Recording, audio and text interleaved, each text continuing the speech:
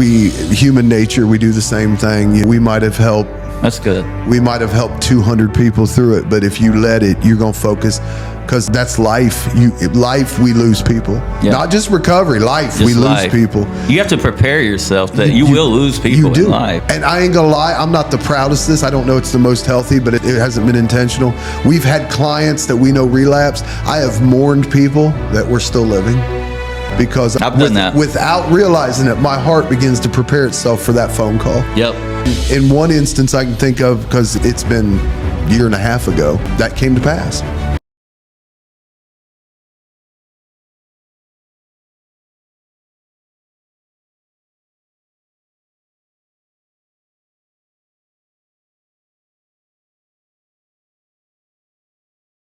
George Gaston. Yeah. Why don't you tell us a little bit about yourself, sir? Tell us how long you've been in this field, what you did previous to this. Okay. Let's see. So I think I got started fully in this field, actually working full time and professional, and I think around 2018. Yep. Up in Malta, Ohio at New Hope Creation Center. Yep. Prior to that, I was a Assemblies of God senior pastor for 12 years, 15 total as a pastor, because I was a few years, I was an assistant over in Dayton. And then, let's see, I'm just a chemical dependency counselor, clients' rights advocate here. I've been, let's see, I was the head clinician and head of clinical at New Hope for the last 2 years I was there. I've been the coordinator for the outpatient we had here at Angels. Then 6 months before the transition and everything, I was coordinator for the men's facility. Yeah. And now I'm here with y'all. Just doing our thing. Doing our thing. So tell me this real quick though. You were a pastor for 13 years, right? Or 12 years as a senior pastor. 12 years as a senior. 15 total. Yeah. 15 total years, but 12 years as a senior pastor. Yep. And now you've worked in recovery for 7 years. 7 to 8, something like that. About 8 years, yeah. Gosh, time flies by. Yeah, it does. So let me ask you this. What could the church learn from recovery, and what could recovery learn from the church? Okay. Let's see. Well, one thing the church could learn from recovery is grace. Yeah. That's a good one. Grace. I would have to agree with you. My years in the church, and I'm not one of these people get into church bashing. There's enough of that. Yeah, of course. We don't need to be helping the world out with that. Absolutely. There's enough people doing that already. For us. Let's keep things in the family. That's right. But grace and understanding. Because I think just for some people in the church, I think for anybody, if you've never either been in addiction or been dramatically affected by addiction, it's hard without a lot of understanding for you to grasp what addiction's like. Did your congregants, okay, so you're in recovery. So people don't know. Yeah. How long have you been in recovery? 28 years next month. 28 years. Next month. That's crazy. Yeah. So let me ask you this.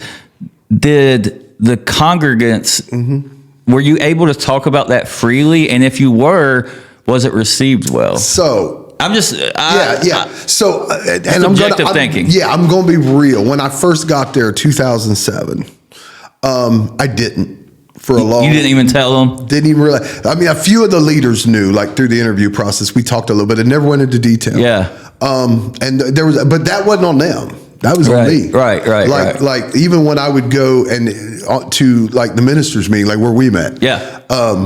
Back then, I would listen to them, and some of these guys, third generation PK, yeah. So it was self-imposed condemnation. It really was. So I mean, because that's an interesting story right there. It wasn't put on you by the people, but you put it on yourself. I think it mostly was put on by me. That makes sense. Because I was worried what people would think. So one day I'm doing my devotion time. I'm in the sanctuary in the morning at the church, and I really felt like God was laying on my heart. I mean, sometimes God's this gentle little, come here, come to daddy. Yeah. And sometimes he just, Yeah. You know, and, oh yeah. And at that moment, I really felt like he said to me, to my heart, why are you hiding my grace? Wow. And I said, because the word says you're free by the blood of the Lamb and the power of your testimony. And so I'm like, wow, that now. And he's like, why you hide what I did? Wow. And so was it shame? Probably. It probably had something to do with it. It was really trying to live up to an expectation that wasn't even put on me. Yeah, I've done that. There's some people who didn't get it, and they're always going to have that. But so I went outside and I was cutting my grass. This is how long ago this was. I had my flip phone, my old flip phone. Oh yeah, that's a while back then. My little razor. Remember the razor? Yeah, it was a little flip phone in my pocket. I was out cutting the grass, and before that, because I remember that day I'd prayed and I said to God, I said, okay, the next time you give me an opportunity, I will share this because you know, and there was some repentance in that, right? And you know, and so be careful when you tell God, because in my mind, somebody gonna stop by the church during the week struggling, and I'm like, I'm gonna share it. Yes. And so this is about a year before I met you. Really? Yeah, about that. And so I'm out there, and I'm mowing the grass, and when I get done, I look at my phone. I got 3 missed calls. They're from Rodney Lord. Yeah, amazing man of God. Yeah, amazing man of God. I mean, just one of the great men that really helped me through my early days in ministry. Yes, I mean, just a fabulous. He's man. Amazing. And so I look, and he don't know this. He don't know my background. And I look, so I called him back. And he's like, you know, I'm getting ready to organize. I'm helping to organize the day of prayer. You know, the day of prayer in Marietta. The Marietta National Day of Prayer. They closed down Putnam. They set seats out there. There's a bunch of people out there at the courthouse. Different people speak and pray over different things. And he says, I don't know why, but I really felt led to ask you if you would pray and speak about the addiction that is going through our neighborhood. I wonder if that was God telling. Yeah. And I'm like, okay. What a time to share it. So I did. Well, even that day we went and it was rainy and so they moved it into the Baptist church there on the corner of 4th Street. Oh. Which meant, and sometimes you didn't have that many people if it was hot the day of prayer. Yes. So I mean, this place was just full of people. Oh, wow. And I went in and I've messed up a lot, but at this point. So that was the first time. Yeah, I'm not dense enough at this point that I'm going to be but God with something that clear. So I went in there and I shared it. And I remember after I got done, Thomas Hendershot. Yeah. Who's to this day, I don't see him as much as I'd like to, remains a very good friend of mine. Mm-hmm. Came up to me afterwards and he said, that was amazing. Wow. And so, but I did. So let me ask you this. Did that give you the confidence to go share it further than that? It really did, because I started sharing at the church pretty And you know what? We got people at the church early in their recovery, coming out of addiction after that could relate to that. Wow. You know what's crazy is because when I first moved here to the Mid-Ohio Valley, which is 2015, churches were not as accepting to recovery as they are now. They weren't. And they didn't like people coming in with tattoos. I mean, I'm not saying all churches in the area. I'm just saying that the general idea would be that recovery and church that don't really mesh together. Yeah, and back then, I think you still get a little bit of that. You still get a little bit of that, but it is definitely more accepting now. Way more accepting. And you know, it comes down to back in the day when I was struggling and stuff like that. One time, my answer to it was, this faith thing became new to me. I'm just going to go to church. Yeah.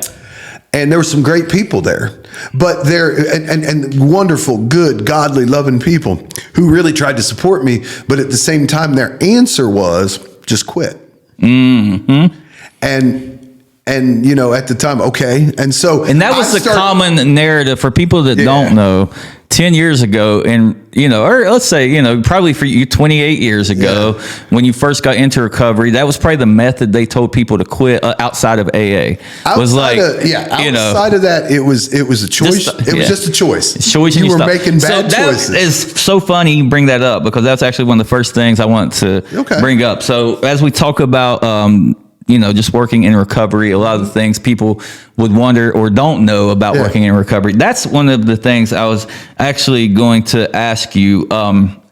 What's the biggest misconception the public has about addiction, do you think? That's choice. I agree with that. And so do you think it's a choice or coping, or do you think your brain does get diseased, which is my belief, at some point to where you need a spiritual breakthrough or as they call it in recovery, spiritual awakening to actually break through that. Come to Jesus moment. Yes. Yeah. And so I've always believed that. Yeah. I've not believed that it's not just a choice, because if it was just a choice, I could have just chosen to quit. And even past the physical part of quitting, the hard part wasn't the physical part. I mean, it sucked for everyone, but it did. But the part that was the most hard was the year after.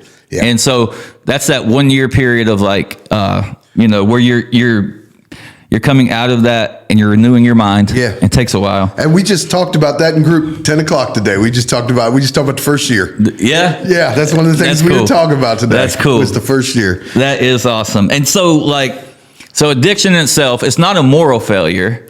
No. And it's not. And that's the thing about it is like when you tell someone, just quit. Because I don't know about you, I just quit probably 97 times.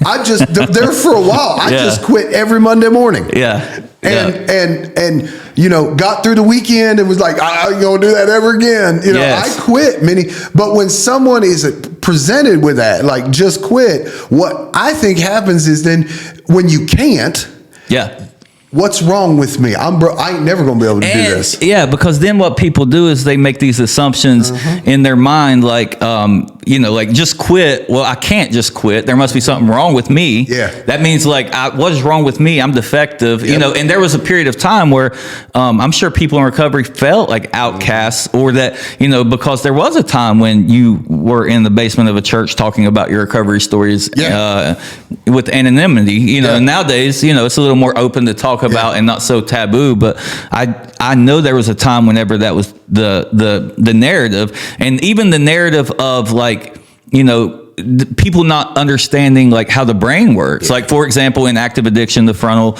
lobe cortex of your brain. Prefrontal cortex. Yep. It is very inactive. It looks dead if you look at the scan of a brain. It does. Actually. And what happens is your moral decisions come from that place. Just all so me and Dave Atkins. Yes. One time we found the best video I ever seen explain that. On how that prefrontal cortex is compromised in your decision making. And I've used it so many times because it's really good. And it was a lady, and I can't found it ever since. And I don't remember who she was, but so whoever, if you're out there, I give you full credit. This ain't mine. But she explained it really well, because she said, she was talking about, if I was today to take you out to the desert, take you out to the middle of Mojave Desert, and I leave you there 3 days, which is about the extent you're going to be able to hold out without water, right? And I come back and I sit that bottle of water in front of you and I say, Tim, I'll give you that bottle of water. But in exchange for this, I'm going to take Remy. I'm going to take Amber. Yep. I'm going to take everything you care about. Yep. And right now in your rational mind, you'd be like, I'll die. Yeah. Right? But here's the deal. You still will drink that water because you can't say no. Yep. That's exactly right. Because it's survival. It becomes to survival. That prefrontal cortex is equating that we gonna die. Yes. If we don't. So you wouldn't be able to say no. And what people who have never been in addiction don't understand is that same thing's going on in that prefrontal cortex. That's really good. Yeah. So that your brain is equating whatever that substance is that you need that to live. That's exactly right. Because that's exactly the feeling you get too. It's I'm going to die if I don't get that. I will die if I don't get this. And so that's the physical part of it. Yeah. And that's when we talk about going through the physical withdrawal and stuff. People don't realize how hard that is. I mean, because your brain to quit, I'm going to die. Yeah. That's what happens. Going to die. Is you really feel like and for people that don't understand, you really feel like inside you are dying, even though you won't die. And now the two that you can die from is benzo and alcohol withdrawal. You have to have medical assistance with. But the others, it's just you feel like it though. Woo, it's the closest I've ever think death could feel. But it wasn't death. No. And so. It's not moral. And so I think that's one of the things that in society we have broken down over the years, especially with having conversations like this, or just all of the stuff, the focal point that's been put on recovery in the community is educating people on why do people do what they do. Yeah, and so I think that's really important. So I'm gonna, because you are, like a counselor here, and I'm just gonna throw some questions at you about working in recovery. Question one: what is the biggest challenge that people have to guard against working in recovery? Balance. Having balance. Explain further. Okay. So when I first started in this, I'm going to save everybody. Mm-hmm. And I'm going to take their failures, the ones that don't make it, I'm going to take that on me personally. And I'm going to take that home. And I'm going to go home, but I'm going to keep, my mind's still going to be at work. I'm going to lay there in bed. I'm going to think about the things that went wrong and the things that I need to do and all that type of stuff. But I'm going to take it home with me. It's going to invade every area of my life. So you're telling me basically what can happen is that your whole life's consumed by it. I think any ministry, any job that you're passionate about. And you would have experience from the church prior. Yeah, and it happened there too. Yeah. But you have to have balance. Yeah. So a person I used to work for told me something one time that I had to adapt. Yeah. Working in recovery. And that was, and I tell my clients, when y'all give me a new client, one of our first times meeting, I tell them this. I will work for someone's recovery as hard as they will. Yeah, absolutely. I will not work harder. I can relate to that. So Zeke, who we did a podcast with not long ago, was the first person I was ever in charge with. And when he went south and started going the other direction, it was like, what did I do wrong? Yeah. That's what happens in this field, in ministry, just in general. You start asking yourself, what could I have done better to help them? Yeah. Which leads you into...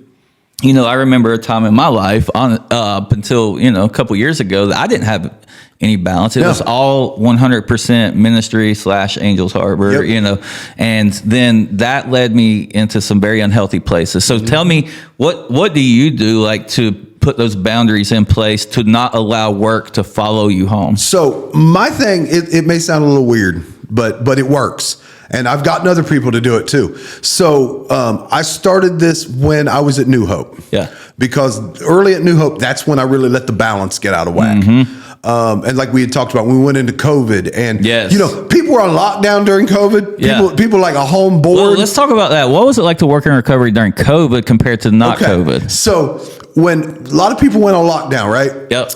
So they was like, oh, this is boring. When COVID lockdown happened, 2 of our counselors immediately got put down on lockdown. They transferred their caseload to me. So my COVID experience was 60 to 70 hours of work. Oh. And I think it was pretty normal for a lot of in recovery. Unless you got the virus, then you were then you were on vacation. So kinda. I mean, I still did telehealth stuff, but but I'm gonna be real with you. COVID was horrible for recovery. It was. Because what are key things we teach them? What's the sign of an emotional relapse? First sign. Isolation. So we teach them, don't isolate. Don't isolate. And so then the society is telling you to isolate. So as soon as they would get out, people would say, you need to go isolate. And then let's top that off. While you isolated, the government's going to say, here's a chunk of money. Yep. That's exactly right. While you have nothing constructive to give yourself to. You have nothing to keep your time. You can't even leave your house, but here's this money for free. Yeah, while you sit, don't mess up. Yeah, while you sit in your house. Like we were talking about before, we had, I think, 7 or 8 funerals. Yeah. At during that time. At New Hope or related to the New Hope community. And it all was after post-COVID, wasn't it, for the most part? Yeah. It was all after COVID. Yeah. And that began to isolate people very badly. And even in a small community like that, it pulls people out of that. And it was devastating. Yeah. And it was the suicide rate in our country, what I was watching, while we were watching the COVID numbers rise, and I don't say this not out of a place of lack of compassion, but I watched the overdose and the suicide numbers go skyrocketing up. And then we did too. We're supposed to be like, oh yeah, this is healthy, we should do this. So that's what made me, in the middle of COVID, start the reach, was that I saw the separation that you're talking about, and I saw that this is not healthy for people just in general, but especially people in recovery. So we need to do something to bring them all together. And I got it because I was going like at one point when they like we were almost a year into it before it finally hit up there, and they locked us down for like over 3 weeks. Didn't several of y'all get stuck in there for? I didn't get stuck. I got sent home. So you got the good side of that. No, it wasn't. I really didn't, because I was going stir crazy. As a matter of fact, during that one day, you called me from the old Reach building, and you said, "Hey, could you come down and do an assessment for me?" And I was in the car. I was like, "Yeah, give me something to do." I remember that. And I came down. I remember doing an assessment on a lady in your old office in the thing. I was thrilled to get out and do something. To be honest with you. Yep, I remember that well. But back to what you said about what do I do for balance? Yeah, because I want to answer this one. So I have a weird thing. So what I did starting up there, when I would go home, I set a physical boundary. And at that time, because that's like a 45, 50-minute drive one way for me and Marietta. To decompress. Yeah. So when I hit the Washington-Morgan County line, I had to make a decision when I'd see that visually, you're done. Yes. You leave whatever's here. Yep. And it will be here when you come here tomorrow. Yep. And now some days were rougher where I had to, no, we're not doing this. Yeah. We leave it there. Now here, out on Route 7, you know the bend there at Belfry? Oh, yeah. When I go, that's it now. Is that the boundary? That is the boundary. So once you hit that point on the road, you say to yourself, I'm done. I'm not thinking about another thing until tomorrow when I go in. And one nice thing now is, you got good bosses. I think they're pretty cool. Yeah, they're not bad. Yeah. But like you all have even told us. You straight told us at one meeting, just the clinical staff. You said, mute that thing. Yes. If I need you, I know your number. Exactly. That's exactly right. So when we're off the clock, you all have told us mute your chat. And I do that often. I'll even do that individually to people. Like Carlos, I'll text him often and be like, just turn your phone off and go enjoy your wife or your family. So y'all have helped with that, because I've known places that ain't been that way. Yeah. But it has to, and that's not being because if you don't get filled, you can't pour. Somebody explained it, and it was actually back when I was in ministry, explained it to me, said, I have a big pitcher of lemonade sitting right here, and somebody come and they pour a glass out of it. And then somebody else come and pour a glass, and then and pretty soon you get down to there's nothing it ain't left. No good to nobody. Yeah, exactly. If somebody ain't refilling that pitcher. That's exactly right. And so if you don't have that balance, you won't be no good. You ain't gonna be no good to nobody either. So if you had to, in articulating compassion fatigue, what if you had to articulate, what does that feel like? Compassion fatigue? What does it feel like? Like burnout. Yeah. So it is to the point where, so part of my I still do my inventory every day. And I do it. It takes me about 20 minutes to get to work. I do my inventory. Which is one of the things I think too the church could learn from recovery is doing that inventory, that self-reflection every day. Recovery is a life of maintenance. Yeah. A spiritual life should be a life of maintenance. Yep, that's exactly right. Because I don't know about you, but I ain't close to getting completely sanctified, and I don't think I will in this life. That's exactly right. So that means there's always going to be room to work. Even though people want to thank you, Jesus Christ, in the flesh, but you're not. So that means if there's work to do, then there's an inventory can be done. Yeah. But so when I'm doing that inventory, like I look for certain things, like, am I getting irritable over things that don't really mean nothing? Numbness. That's a big one in the past. Like I think you reach a point where your body I can't take no more. It just shuts down. So you feel this numbness that you don't feel anything. Would you say that would be it's the way that our human mind tries to protect itself with that? Yeah, it's just it numbs it out. Also, do you think that over the years, because we've had so much death, that it's became common and kind of made our hearts harden in some ways? Or have we become what's the word when you're exposed to something just for a very tolerant? Yeah. So I don't know if it's hardened, but like a real good way that I've thought. Calloused. Yeah, that's what I was about to say. Like, if you ever done, and I know you have, and I know I have, some hard labor for the first time. The first time you went out and did some real hard labor all day, and you come home with them blisters, and them raw spots and everything. Yep. Well, over time that don't happen no more. Why? Because they get calluses on them. Yep. And I think it's something similar to that. Like, so to an extent, I'm not saying become callous or cold towards death. Right. But I think you have to get a tolerance for it. You do. If you're going to work in this. Yes, because the reality is, as bad as it sucks, man, it's going to happen. You're going to see people, perish. Unfortunately, you're going to see people pass away. You're going to see the most terrible, outcomes for families, and you have to watch that firsthand. And one thing that I've always thought was that people that don't work in the field don't quite always understand is the amount of trauma that you witness with your own eyes. Yes. How it can change the way you see the world if you allow it to. It can make you calloused. It can make you very jaded. I've seen it jade people. I have too. And to where it's like, wow, that's not healthy and nothing here. So why is it so? What happens if an unhealthy person spiritually or emotionally comes in and works in a place like Angels Harbor where there's people fresh in recovery? Okay, so it can be a couple different things. I mean, one thing that happens is like it can damage that individual to the point of them almost being traumatized. I mean, I've seen people who can't deal with it almost experience PTSD from working in it. Yes. Or you become jaded. Towards everything. If you don't have enough stability, I've seen it cause people to relapse. Because most people that work in recovery are in recovery themselves. About 80% of people, And so it can cause someone to relapse if they can't handle it.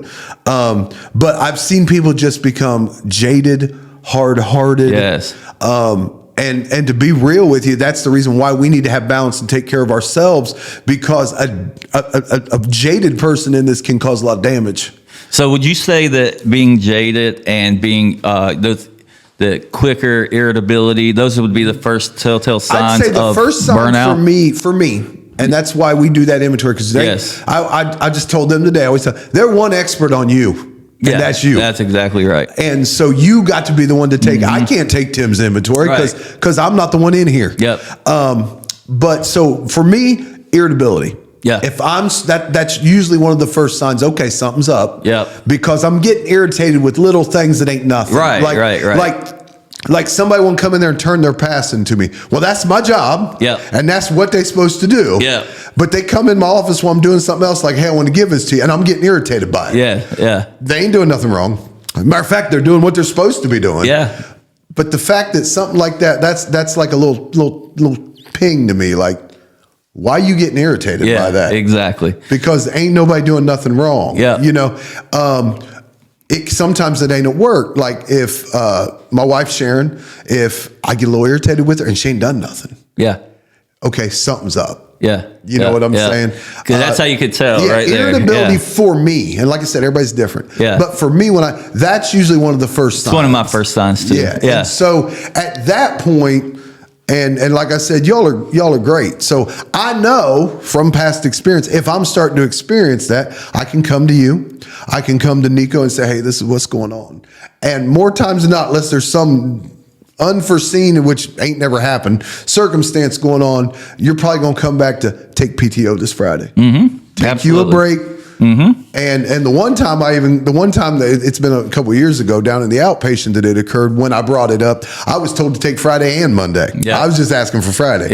And it's important to us, I think, as like I know it is to like Amber and I that you guys are balanced and not and healthy, because and what good can we be if we're not healthy? And that's compassionate, but that's also good for you guys, because if we're burned out, we ain't any good to you. And I would be and that's the other part too, is like, well, I would be a terrible leader if I looked at people that were literally in here loving people, which people don't know the emotional cost that you pay every day to walk with people through this level of their journey in the beginning stages of it. And so if you allow that it can emotionally ruin you. It can. And it can get you to the point where even the things that should make you weep become so common that you just look at them and you're like, and we've had people here And I've had people in the past that begin like in an entry level to work in this. Yeah. And they'll be at it for a week and then they'll come and they'll say, you know what? This ain't for me.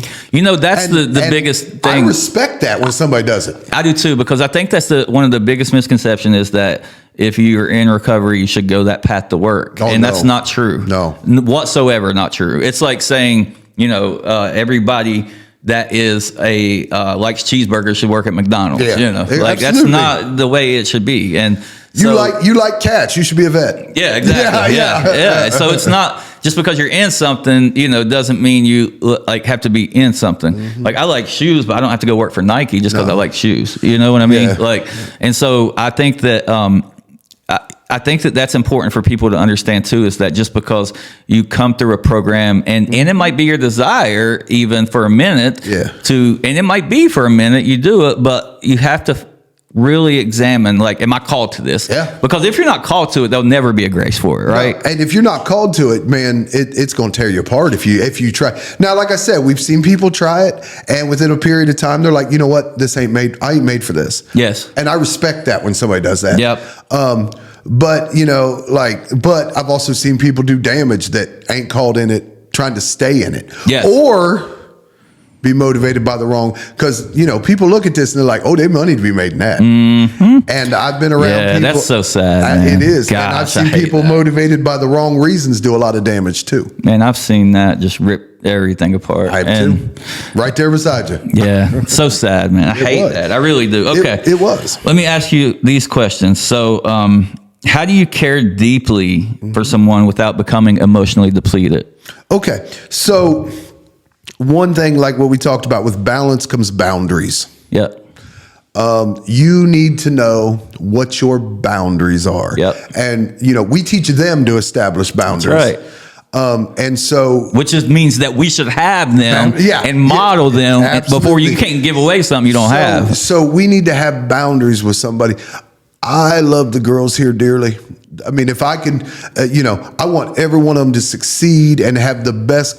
A win for me is not them graduating this program. A win for me is when I run into somebody some years down the road on the street. That's right. And they showing me their family and they're telling me the successes and the victory. That's a win. Because if you come into this field and your heart is right, yeah, you will want to put yourself out of business. Yeah. That would be the goal. Absolutely. If you truly come into something like this with the right heart posture, it's my belief that your heart should never say, I hope that I get that person back. Yeah. Because if you hope that you get people back, then you're wishing their demise on them. So just for money. So we if we can, I don't think we will, but if we can clear this whole thing up, we all go open the Angel's Coffee Shop and we all just work there as baristas. Exactly. Man. I always said, it'd be nice one day if we didn't need these places, that then we could just go do ministry and love people. Yeah, we'll go make coffee, man. Yeah, exactly. Yeah. I think that would be pretty cool. But what you said about what you're asking about, how do you love them? You set those boundaries. Yeah. And you realize that it's for their good as well as yours that this boundary stays in place. That's the key. Not making a boundary look like you're pushing away. You're not, but teaching that healthy people have these in place. You're transparent. Like my clients know this is a boundary we have. That's right. And because one thing, if you're not clear about it and someone crosses a boundary, well, how do they know what the boundary is if you haven't defined it for them? That's exactly right. Yep. And so they know what the boundaries are. You have to establish them. Yeah. But is it so? Would you venture to say that it's one of the most important things for people that work in recovery to have boundaries? Absolutely. Absolutely. You need to have established boundaries. And you know what? It is for your protection. It is for their protection. Because it's a unique situation. It's different in a lot of ways than what we would think about just in ministry in general, because you are treating like mental health. You're treating different things than only the spiritual side, but you're also trying to treat the soul, which is their mind, will, and emotions, and teaching them that Christ ultimately will line those things out. But in the beginning, when they're a mess and they're all over the place, it's for their protection if they realize it or not. Because for one, I don't know if you remember your early recovery, but I had a lot of misconceptions about things. Yeah, me too. a lot. And you can misconceive a lot of things. Also, you got to realize, and this, you're around these ladies as much as, like I am, but they're vulnerable. Yeah. And that's the part that I hate. One of the things that irks me the most that I really struggle with is that I know we're all human. I know we all have shortcomings, and we all have our brokenness manifest in different ways, correct? Yeah. But one thing I cannot stand is somebody that preys on these vulnerable girls that's in recovery, because the reason we have a women's facility is because of Brandy, my sister. Yeah. So when I look at these girls, I've never, even before I was, married, I'm working with people in recovery like that, never looked at them like, they're hot, I know. Every person, you got to have the correct perspective of, that's a daughter of God, that God put me in their life to be a good example to them, not to be, taking from them, but to show them that they're protected and they're safe. And so that's ironic you say that, and it's funny because I have clients sometimes that are older than me. Yeah. Right. Yeah. But it doesn't matter their age. I see them in a similar light to I see my daughter. Exactly. Because emotionally, even though someone might look like they're 45, they might be 17 emotionally. Yeah. And so I see them like my daughter. I see them as God has put this person in my life, and I don't even know necessarily say as a father figure, but something in that vein. Yeah. That I'm here to spiritual father. Yeah, I'm here to guide this person. Yes, exactly. I have been entrusted with this person for just a short period of time. Yep. Yeah, you say that because that's ironic because, back, I'd worked with men for years, but the first times I started working with women, I noticed that too. It's like, I don't even think of them that way. Exactly. That's what, that's one thing I could always differentiate is like, that my role in their life was to be one of more of a fathering role, and like you said, age don't matter. No, in the spirit world, age don't matter, and so like you could be 50 and be a baby, and so like I think that when we can see that correctly, we can correctly help people. It's only when we allow like the flesh to overcome us that we begin to look at them through the wrong light. And that's one of the biggest things that I think, like we're so particular about the men we allow to work here. Yeah. The ones that work here are amazing. And we know that every single one of them, like we don't have a lot, but the ones we have, we know are solid. We know they're not going to compromise what we would hope. Well, and those men who do work here, the thing that always gets me is, for the most part, I think all of us, I can't think of an exception to it, we put a stricter boundary on ourselves than what's required. Yeah, I've always had this rule. And so, and if you do work in recovery or just even in ministry or just people in general, you never want to let your good be evil spoken of, right? Nope. So that means that Eddie James taught me this pretty early on. He would never even be in a meeting with a girl alone. Yeah. Like he'd be like, Tim, you stay in here, or somebody stay in the room. And so I learned that. And then now I know, like you got to do one-on-ones and stuff like that. But there's still like this level of just, accountability of like, I have to protect myself and I have to make sure they're protected. Mm-hmm. And we can't allow anything to be, and that's what's tough about the field. So that's why I think there's only particular men that can successfully work in a women's facility. I've seen before in facilities, I won't even say which ones, but and I've seen to where they hired men that were in there trying to hook up with the girls, man. And and let me tell you too, for all them years, I've seen it vice versa too. The girls trying to hook up with the men. Men ain't got the sole proprietorship of that, because I've worked in a number of men's facilities. Yeah. I've seen women work there across that boundary too. Yeah, that is true. Okay, so a couple more questions for this conversation. Okay, so what support do people that work in this field actually need but don't get? So honestly, for one, and I think this goes for anything, you need to lift these people up in prayer. Yeah. Because like you said, and two is some understanding. Yeah. And also you need to know if you necessarily don't work in recovery and you're going to be in a relationship or married to somebody who does, they need to have an understanding too. It's a whole life. My wife has been on a ride, I'm telling you, with my careers. Yeah. But because some days, you have your boundaries, you have your things, but there are going to be times you're emotionally spent. Yeah. You alluded to it earlier. There are going to be days when I come into work and I love my job, but there are days I come in and I might hear about somebody telling me about how they were abused, hear about 2 types of trauma. Yep. And then watch somebody that then get a call that somebody you poured months into just relapse. Yep. And I don't know about y'all, but at the end of the day, that's emotionally draining. Yes. That's true. And so I think that people that work in this, they need that support. Yeah. Sometimes they're going to need a little bit of understanding. Yeah. And don't take offense when somebody's like, because more than likely, if you work in this, there are going to be times that you're going to seem emotionally spent, and you can't take that personal, like you're the cause of that. Right. Because and I've done that before, where I've went home and I've had to literally numb my mind just because of the emotional. Like, there's shows I refuse to watch. Like, I don't know.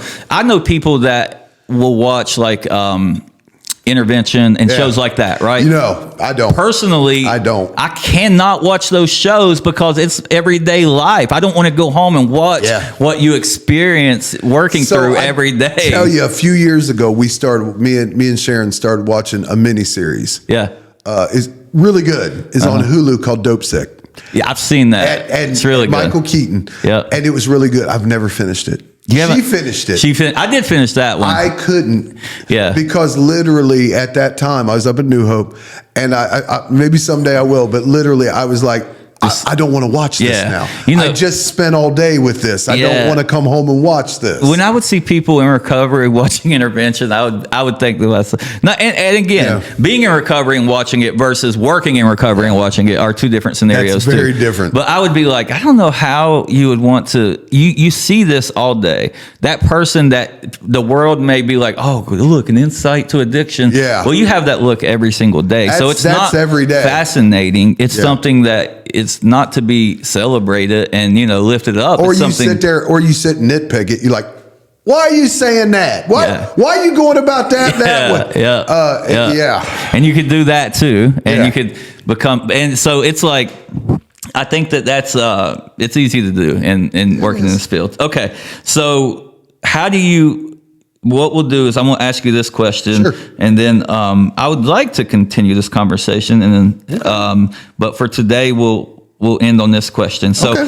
how do you grieve clients you lose without shutting down? So, talk a little bit about, you had alluded earlier to Malta and losing some people there. So, how did you handle that without? So, at first, not healthy. Just gonna explain be honest. that. Okay, so we had a client, and obvious reasons, I'm not going to say his name. Right. He was one of my earliest clients, and I come to love that dude. And he came through twice. His second time, he didn't go home. He stayed. And there was some stuff where he was slipping a little bit, and I was concerned and stuff. He even worked there for a little while, and instead of us, certain individuals up there, let's talk to him and see what we can do. Certain individuals turned it into, they were going to bust him, make it a witch hunt. And his answer to that was the same answer he went to in the past, to run. Yeah. So he went back up north. He stopped by, I remember it was a Thursday.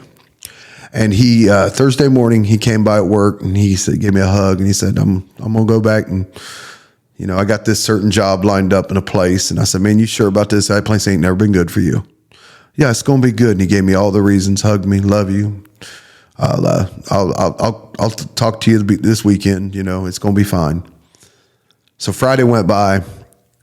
He left, went. Friday went by. Saturday morning, I was beat that week. I don't remember what was going on. I was beat. I went home, and I don't sleep in much anymore, but I slept in. And I look up, and I got 3 missed calls from my boss. Messages, call me right away. So I called her back, and she said, you sitting down? I said, yeah. She said, well, he's gone. And that crushed me. That really crushed me. And then we lost some other ones and several. Yeah. And at first it wasn't good. To be real with you, what I've learned over the years is it goes back to them boundaries. Yeah. And those boundaries, that's another reason those boundaries are in place. Yeah. I'll be their biggest fan in the world and stuff like that, but I maintain those boundaries much better now. Yes. And it's like anything, the problem is when you lose anything, that's your focus. Yep. If you have, how many pairs of Nikes you got? I'm embarrassed to say. That's okay. Just make up a number. I don't care. 50. 50? Okay. So you got 50 Nikes at home, right? If you go home tonight and you're looking at your Nikes and you notice one of them's missing, where's your mind going to be for the next few days? Yep. Where's it at? Where's them Nikes? You ain't going to focus on the 49, right? That's right. You go look at the one. Human nature, we do the same thing. We might have helped. That's good. We might have helped 200 people through it, but if you let it, you're going to focus because that's life. We lose people. Yeah. Not just recovery, life. We lose people. You have to prepare yourself that you will lose people in life. And so I ain't gonna lie, I'm not the proudest of this. I don't know it's the most healthy, but it hasn't been intentional. We've had clients that we know relapsed. I have mourned people that were still living. Yeah. Because I've done that without realizing it. My heart begins to prepare itself for that phone call. Yep. And in one instance I can think of, because it's been a year and a half ago, that came to pass. I mourned an individual, and then they ended up found out he passed. Passing. And I'm not saying that's the healthiest thing, but it happens. How do you heal through that and continue loving? You let yourself grieve. Yeah. You don't, because that's the thing. You have a choice. You can go through that process of grieving and do it, or you can become calloused and hard-hearted. And if I go that route, I'm not going to be effective anymore, and I'm going to be miserable. Mm-hmm. So you have to allow, even though you don't want to, even though you may feel like, man, how many times am I going to grieve? Yeah. You have to let yourself grieve. Yeah. And that becomes a challenge, because like I said, we had 8 of them, and I'm like, I'm tired of grieving. Yeah, because what the challenge is too is this. It's like, okay, I've lost someone and I'm grieving, and this is the reality of working in this field. Yeah. Is I've lost someone and I'm grieving, but also there's these 23 other people over here that need me to be and that have a chance. God called me to be, yeah, and that need me to be healthy and need me to be who I'm supposed to be, and they're depending on that to be the case. But how do I not let that death affect what I am? And as much as oh man, I hate to say this because I don't want it to sound callous. I don't know about you, but through working in this, I've learned to deal with death better. Yeah, me too. It's funny because what started this whole journey of Angels Harbor was a death of my sister. And so to think that that was the first, outside of losing some grandparents and stuff like that, and some, more distant family, but she was the first close person I ever lost in my life. So, that is, I never would have dreamed the path it would have led to, but also I never would have dreamed how common what she experienced it became. And it wasn't in 2013 as like common. It is now. Yes. Now it's like you said, the guy spent $40 and he died on $40 worth of dope, and it probably didn't even do all of it, because now you're not overdosing on heroin. You can do it for at least half of that. And it's coming straight fentanyl every time. And it's white powder, and it's killing people left and right. And they're putting it in everything now. They're making pills, just so you guys are aware, that look like Roxy 30s and stuff like that, that are actually... To get them removed, they've got them to look like Tylenol. God, that's crazy. They press pills to resemble Tylenol, so that way they can stick them in a bottle and transfer them around. Wow. And I know they did do that for the longest time, because I know someone that bought a pill, they thought, and it killed them because it was one pill. And they thought, oh, it's one pill, it's this many milligrams of this. I had a counselor that worked for me. That happened to. That happened with a pressed pill, and he didn't wake up. Yeah. Yep. I've seen that And way so too many times. I tell them in here now, I was like, listen, this ain't like when I was out there. Yeah, that's this right. ain't no joke. I said, I don't know a way to sugarcoat this. If you out there and you messing with any of this stuff, and you ain't got to be somebody going looking for fentanyl. Right. They're putting in everything. Yeah. I said, it's not an if anymore. It's a when. Yeah, that's exactly right. That is exactly right. Yeah. And that's the difference, and why there's, I think, so much urgency in our world now and our country about, we're like literally, and this is not political, but just the reality of what's happening. We're shooting them out of the water, trying to bring drugs in here now. And it's almost like, regardless of what anybody says, I'm glad somebody's trying to look out for us, because before it just felt like, you cannot like treat the problem with more problems. You know what I mean? And I feel like in many ways, that's what we've done for many years, is like, here, I'll take away that problem, but in exchange, you take this problem. Yeah. And that problem's a little bit less than that problem, but it'll be a little bit healthier. You won't quite die on this problem, but here's you another problem. Quite die as quickly. But just health problems further down the road. Yeah. It's just, not knowing what they are, because all this is so new, even, And so, okay, so let's stop there. But this is going to be a great conversation to continue, I think. Absolutely. And so, last thing is, so tell me, what was your greatest tool when you got into recovery? The most effective thing for me? Yeah. Jesus Christ. And that's how we will end this show. I mean, you can't. That's really the truth. I don't think you can have a better. There's no way you can say anything else. So we'll leave it there, and we'll pick it back up. But George, thank you. And, absolutely, it was fun, man. Just thank you for everything you do here for all the girls. Appreciate and just the you, staff love you, and man, you're just family. Thank you. Absolutely. Like and subscribe. So you guys like and subscribe to the Harbor Pod, and we would love to, if you would like to be a guest on here, you can reach out to our Facebook page and on the messenger there, and we will get back with you. Also, just be on the lookout for new content coming your guys' way. We look forward to what this next season is going to hold through the podcast. So you guys stay tuned. We're going to see some amazing things happen. Peace.